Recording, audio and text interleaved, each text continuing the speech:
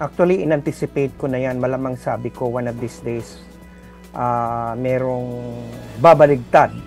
At hindi, ang inakala natin na babaligtad ay si Gutesa, hindi, si Saldico.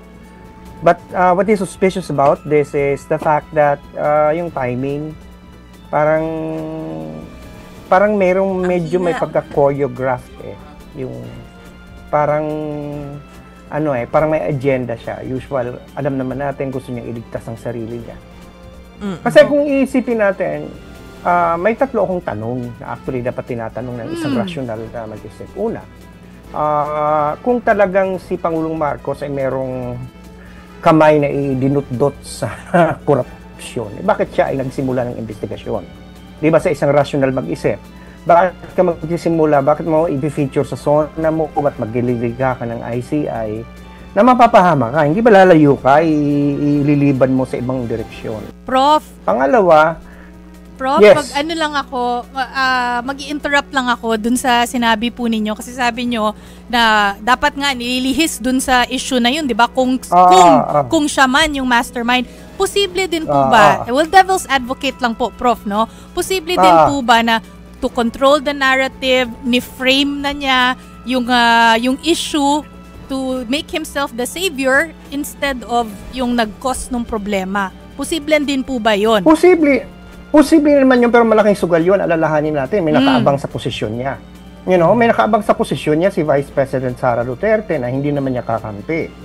Ibig sabihin yan, marami ang kailangan siya mag-fail. So that's possible. But the second and the third question I have will put a stop to that kind of entertain that thinking. The second question I have is, okay, bakit kailangan pa niyang isingit yung isang daang bilyon sa legislative phase ng budgeting? Samantalang pwede naman niyang gawin sa National Expenditure Plan. Diba? Ang NEP, siyang may hawak niya, pwede niyang taasan kung pasok niya yung mga gusto niya. Ba't kailangan niya pang mag-involve ng maraming tao na hindi niya hawak?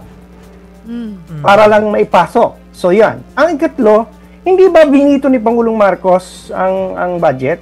Lalo na yung sa public works? O magsisingit ka ng 100 billion tapos i-diverto mo yung 195 billion. It doesn't add up. Doesn't make sense. Isisingit mo tapos i-veto mo. Ano yun? Para umaarte lang siya.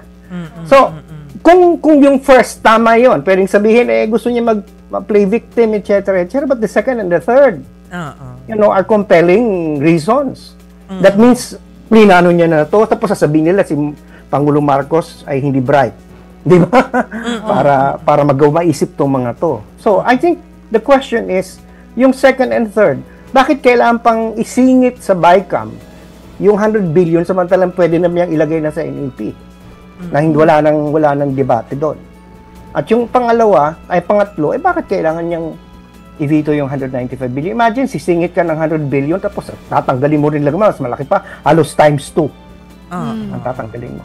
Pero, Prof, pagdating doon sa mga battle of perceptions, ano po yung nakikita ninyong posibleng dahilan? Bakit ngayon nagsalita si Zaldico? Ang tagal-tagal na natin siyang hinihintay.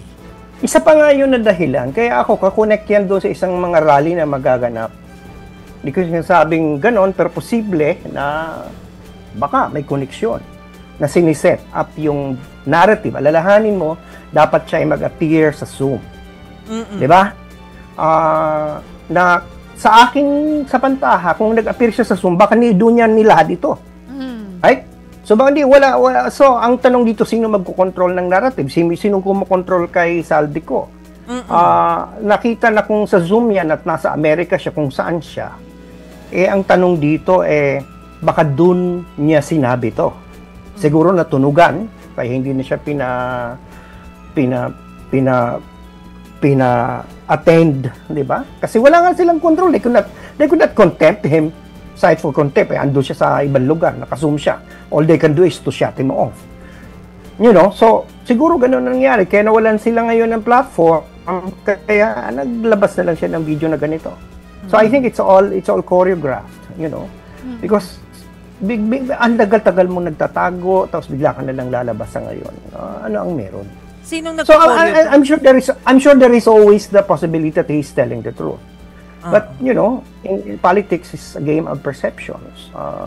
So who is spinning who? That is the question.